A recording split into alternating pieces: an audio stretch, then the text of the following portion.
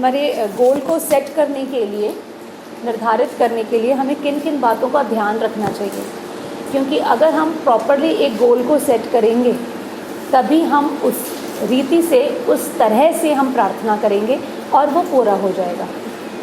अगर हमारा goal set नहीं होगा, हमें पता ही नहीं होगा कि हमें क्या चाहिए, हम चलते जा रहे हैं, तो हम प्रार्थना किस रीति से करेंगे, कौन से वचनों को हम बोलेंगे, किस तरह की प्रार्थना हम करेंगे।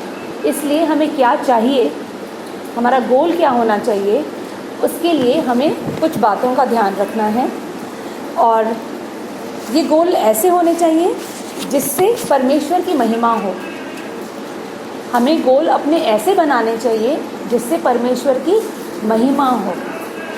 कोई भी इच्छा या कोई भी गोल जो है वो ऐसा ना होना चाहिए कि किसी और की बुराई के लिए या किसी और के नुकसान करने के लिए या हमारे सिर्फ खुद के फ़ायदे के लिए नहीं। गोल ऐसा होना चाहिए जिसमें परमेश्वर की महिमा हो, साथ ही हमारा भी फ़ायदा हो। हमारा फ़ायदा ज़रूर होगा, वो कैसे होगा मैं बताती हूँ।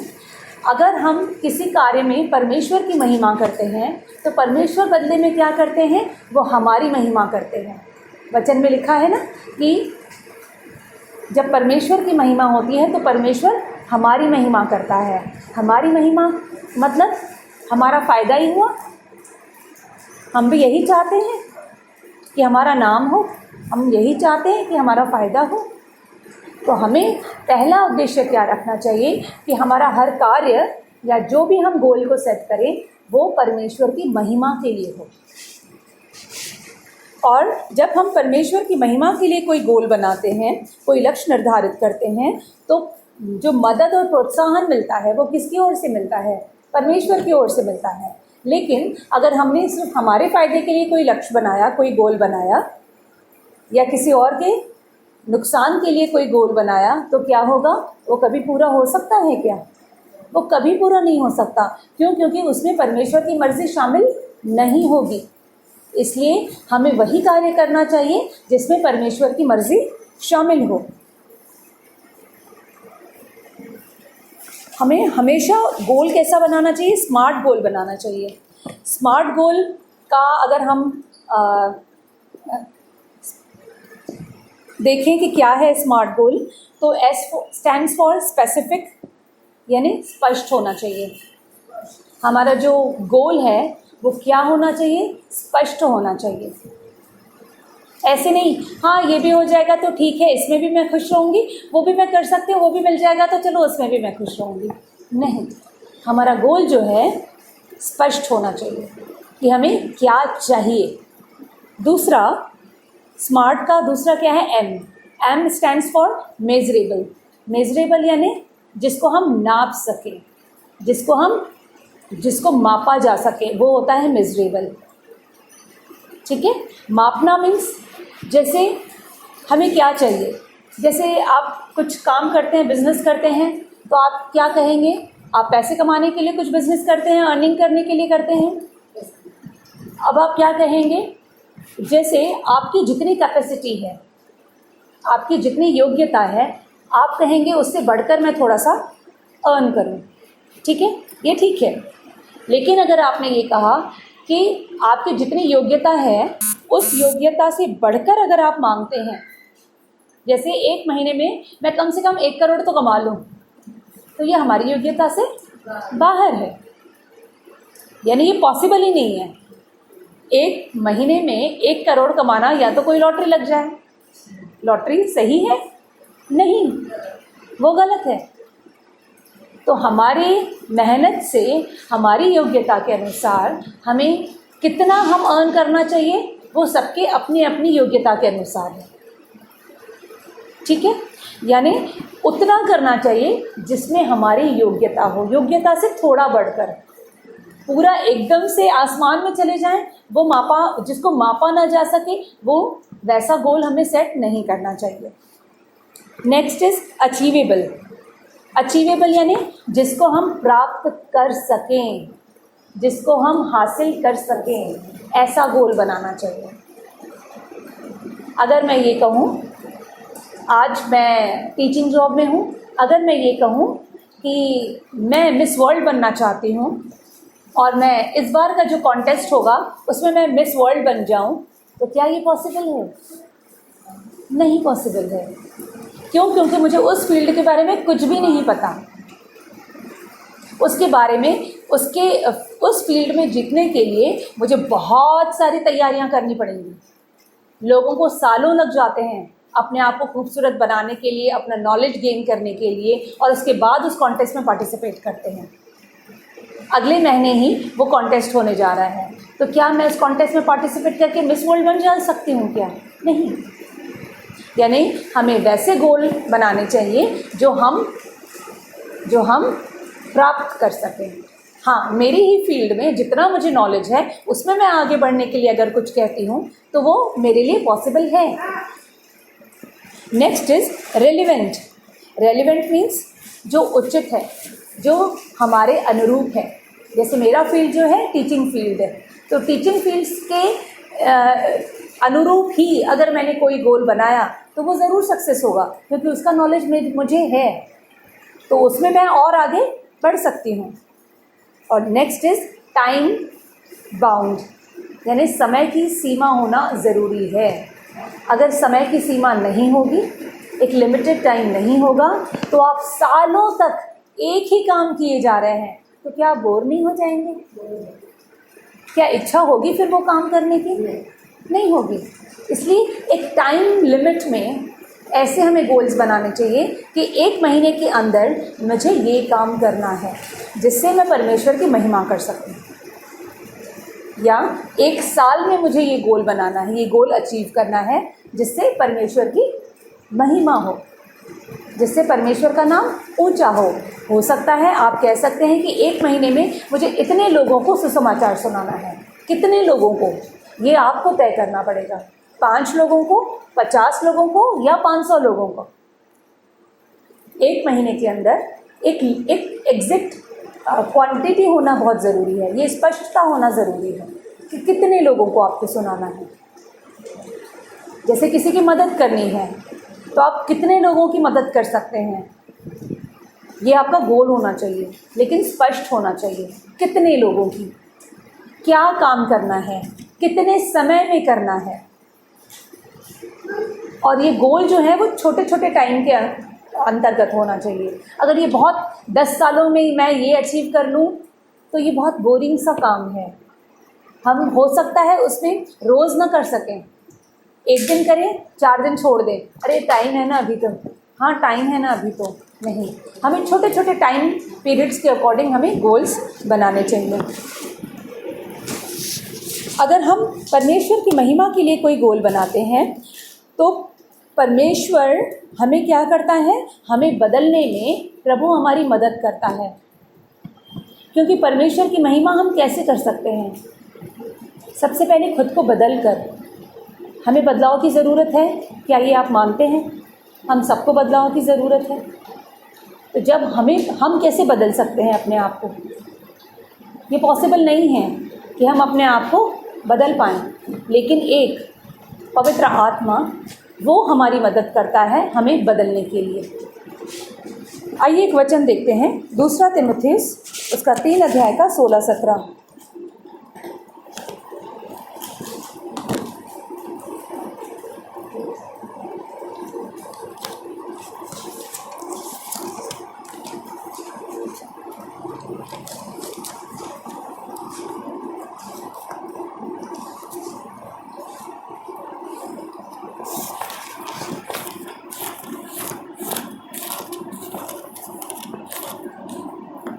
दूसरा तीमुथियुस उसका 3 अध्याय का 16 और 17।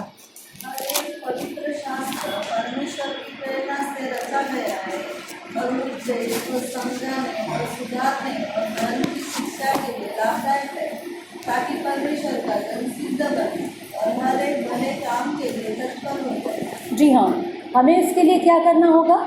हर दिन बाइबल की शिक्षा लेनी होगी, हर दिन हमें पवित्र शास्त्र पढ़ना होगा, क्योंकि वचन में लिखा है ये पवित्र शास्त्र परमेश्वर की प्रेरणा से रचा गया है और जितने भी उपदेश और समझाने और सुधारने और धर्म की शिक्षा के लिए लाभदायक है।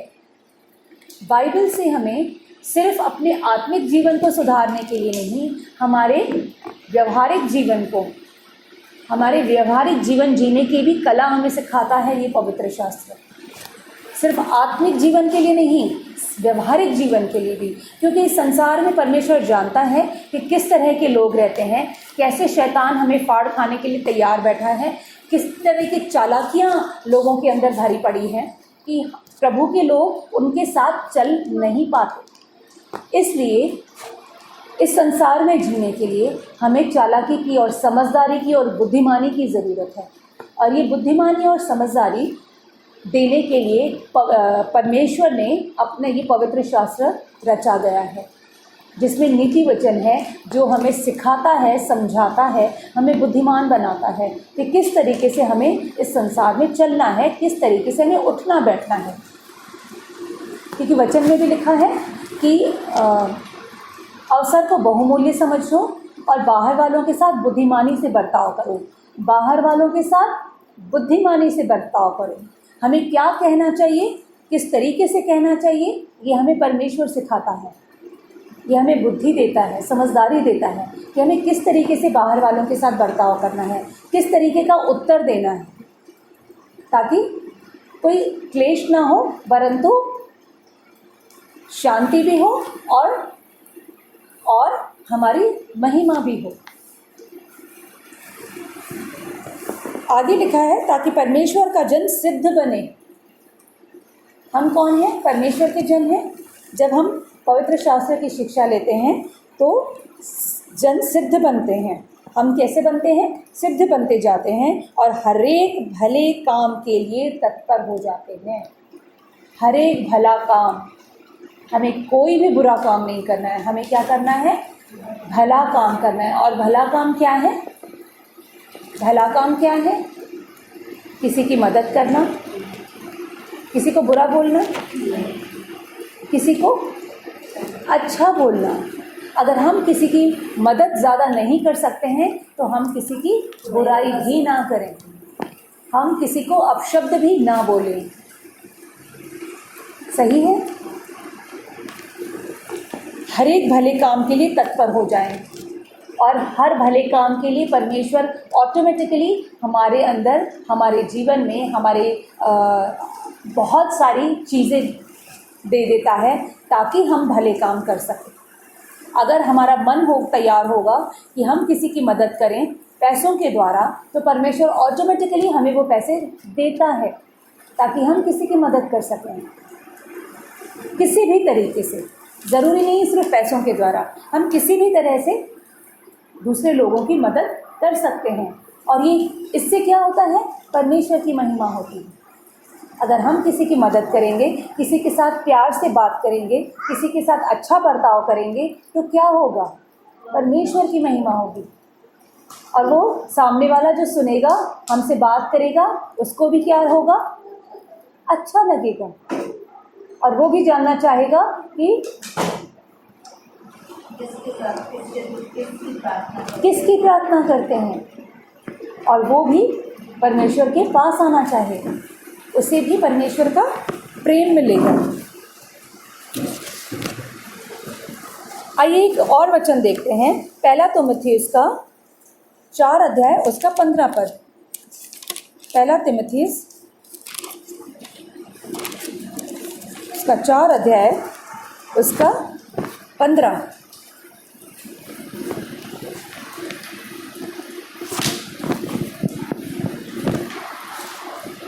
उन बातों को सोचता रहे और उन्हीं में अपना ध्यान लगा रहे ताकि तेरी उन्नति सब पर प्रकट हो। अपनी और अपने उपदेश की चौकसी रख। देखिए क्या बोल रहे हैं, उन बातों को सोचता रहे। कौन से बातों को सोचता रहे? जो हमारा गोल है, जो हम हासिल करना चाहते हैं, उन बातों को सोचता रहे और उन्हीं में अपना ध्यान लगाए रहे। अगर हमारा ध्यान हमारे गोल की तरफ होगा तो हम संसार के किसी फालतू की बातों में उलझे नहीं रहेंगे। सही है? हम हमारे गोल को अचीव करने के लिए जो ज़रूरी नॉलेज है हम वो हासिल करेंगे। हमें क्या कदम उठाना चाहिए हम वहाँ पे ध्यान देंगे। है ना, संसार की बकवास की बातों में हम नहीं उलझेंगे, ताकि तेरी उन्नति सब पर प्रकट हो। इससे क्या होगा, अगर हम आगे बढ़ते जाएंगे, हम गोल अचीव करते जाएंगे, आगे बढ़ते जाएंगे, तो क्या होगा, हमारी उन्नति होगी और ये उन्नति सब पर प्रकट होगी। अगर हम उन्नति करेंगे तो हमारी उन्नति लोगों को दिखेगी या नहीं, और जब हमारी उन्नति लोगों को दिखती है तो क्या करते हैं लोग, हमारी प्रशंसा करते हैं, हमें रिस्पेक्ट देते हैं। लेकिन हमें क्या करना है, वो सारा रिस्पेक्ट, सारा प्रशंसा हमारे परमात्मा को, परमेश्वर को देना है, ताकि वो प्रसन्न हो। और अपने उपदेश की चौकसी रख। अपने उपदेश की यानी जो हम मुंह से बोलते हैं, हमें उसकी चौकसी रखनी है। जब हम ऐसा करते हैं तो परमेश्वर की महिमा होती है।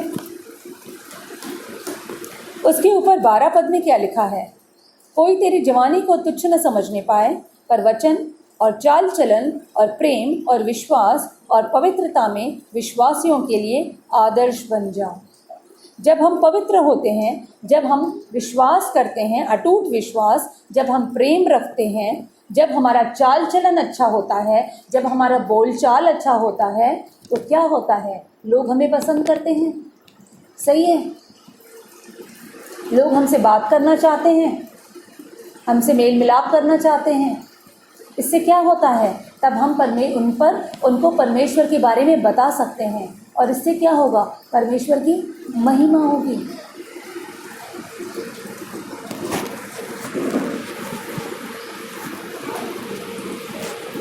इस तरीके से बाइबल हमें जीवन जीने की कला सिखाती है, और पूरा नीति वचन उससे भरा पड़ा है। पूरा नीति वचन कम से कम रोज़ हम एक चैप्टर डेली पढ़ें तो हम समझ पाएंगे कि इस संसार में, इस जीवन में हम किस तरीके से चलना चाहिए, जिससे हम भी शुद्ध हों, हम भी पवित्र होते जाएं और परमेश्वर की भी महिमा होती जाए। आइए एक वचन देखते हैं, 2 तीमुथियुस का ही 2 अध्याय का 7 पद।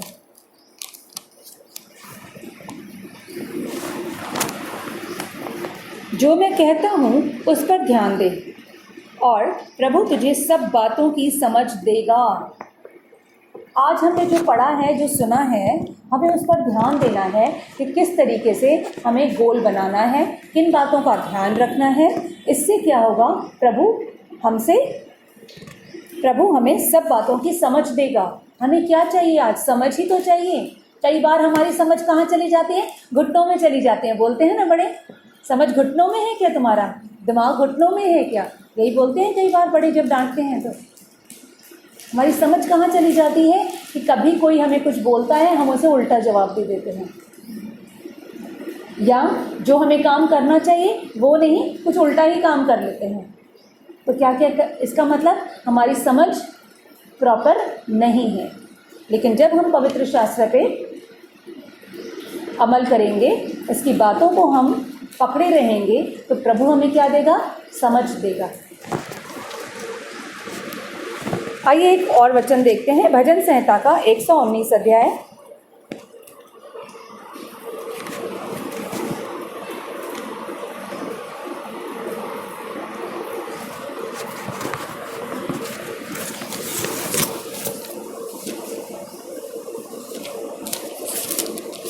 भजन संहिता का 119 अध्याय का 37। मेरी आँखों को व्यर्थ वस्तुओं की ओर से फेर दे, तो अपने मार्ग से मुझे जिला। हमें प्रभु से प्रार्थना करनी है, क्योंकि हम जीवन की अभिलाषाओं में फंसे हुए रहते हैं। कई बार हमारे अंदर घमंड आ जाता है, कई बार हम फालतू की बातों में उलझे हुए रहते हैं, कई बार रिश्तों में हम उलझ जाते हैं। तो हमें क्या कहना है, प्रभु मेरी आँखों को व्यर्थ वस्तुओं की ओर से फेर दे, तू अपने मार्ग से मुझे जिला। क्योंकि जब हम संसार में उलझते हैं तो उलझते ही जाते हैं, और शैतान हमें और उलझाता है और अट्रैक्ट करता है। हमें क्या करना है, उन सारी बातों को दूर रखना है अपने आप से और प्रभु के रास्ते पे चलना है। और जब कभी पॉसिबल नहीं है, कई बार हमारा ध्यान कहीं और चला जाता है, कई बार जब हमारा ध्यान कहीं और जाता है, हमें क्या करना है, अगेन प्रभु से प्रार्थना करनी है। किस वचन के द्वारा? भजन संहिता के 119 के 37 वर्ड्स के द्वारा, प्रभु मेरी आँखों को व्यर्थ की वस्तुओं से फेर दे और मुझे आपके वचन पर चला। जब हम इस तरह के वचनों के थ्रू प्रार्थना करते हैं तो प्रभु हमें कभी भी भटकने नहीं देते। प्रभु हमेशा हमारी सहायता करते हैं, हमें गाइड करते हैं और अपने वचन के मार्ग पे हमें स्थिर करते हैं, क्योंकि प्रभु कभी नहीं चाहते कि हम भटकें, शैतान हमें चुरा ले जाए। वो कभी नहीं चाहता कि हमारा जीवन व्यर्थ हो, क्योंकि हमारे जीवन को बचाने के लिए उन्होंने अपनी जान कुर्बान की है। प्रियो, हमें उसकी कुर्बानी को व्यर्थ नहीं जाने देना है। हमारा उठना, हमारा बैठना, हमारा सोचना, हमारा समझना, हमारा सोना, हमारा जागना, खाना पीना, हर वक्त हर काम उसी की महिमा के लिए होना चाहिए। जब उसकी महिमा के लिए हम कार्य करेंगे तो परमेश्वर हमारी महिमा करेगा और हमारी उन्नति करेगा और हमें आगे बढ़ाएगा। और हम लोग एट द एंड क्या चाहते हैं? हमारी उन्नति हो। हर इंसान अपनी उन्नति चाहता है। कोई चाहता है कि हमें कोई फ़र्क नहीं पड़ता, मैं तो ऐसे ही रहूँगा, मैं तो सोता रहूँगा, मैं तो खाता रहूँगा। हर इंसान को उन्नति चाहिए और जब भी हमें उन्नति करनी होती है, हमें कुछ बातों का ध्यान रखना पड़ता है, हमें कार्य करना पड़ता है। सिर्फ सोच के हमने कोई गोल को बना लिया कि हाँ हम ये कर लेंगे, लेकिन हमने उसके पीछे कोई काम नहीं किया, तो वो गोल क्या पॉसिबल है कि हम अचीव कर पाएँ? नहीं, वो वैसा का वैसा पड़ा रहेगा, वो हम हासिल नहीं कर पाएंगे। हमें काम करना पड़ेगा, हमें उसके लिए मेहनत करनी पड़ेगी। आज हम जीते हैं, घर को संभालने के लिए भी हम सब अपने घर के मालकिन हैं। अपने घर को चलाने के लिए भी हमें मेहनत करनी पड़ती है। सुबह 5 बजे 6 बजे उठ के पूरा दिन हम काम में लगे रहते हैं। खाना बनाने से लेके, सफाई करने से लेके कितने काम होते हैं। बच्चों को संभालना, पति को हैंडल करना, कितना काम होता है, कितना कुछ काम होता है। क्या अगर आप ये कहें कि मैं बिस्तर पे बैठी हुई हूँ, मैं सिर्फ टीवी देख रही हूँ आज, तो क्या ये पॉसिबल है कि आप घर को ठीक तरीके से मैनेज कर सकें? छोटे से छोटा काम अगर हमें पूरा करना होता है तो उसके लिए हमें काम करना पड़ता है। तो हमें भी गोल को अचीव करने के लिए हमें काम करना पड़ेगा, हमें प्लानिंग करके उस पर चलना पड़ेगा। वचन में भी लिखा है कि कर्म बिना विश्वास व्यर्थ है। ऐसा ना हो मेरे प्रियो कि हमारा जो जीवन इतना वैल्यूएबल है, इतना कीमती जीवन प्रभु ने दिया है, हम उसको ऐसे ही व्यर्थ गंवाते जा रहे हैं। ऐसे ही टाइम डेली दिन, हफ्ते, महीने, साल गुजरते जा रहे हैं और हम क्या कर रहे हैं? हम क्या हासिल कर पा रहे हैं? आज रुकिए, सोचिए कि इतने सालों में हमने क्या अचीव किया है, हमने क्या हासिल किया है। और छोटे छोटे गोल्स बनाइए और उसको हासिल कीजिए।